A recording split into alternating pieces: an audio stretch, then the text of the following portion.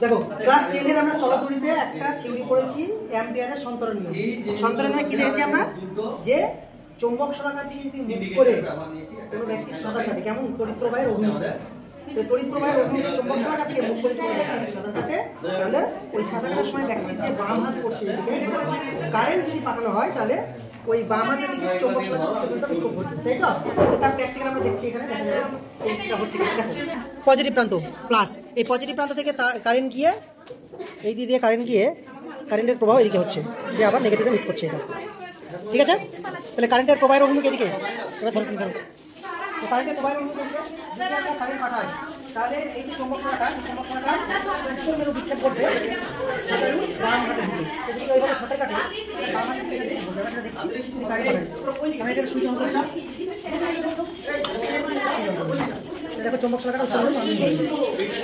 মেরু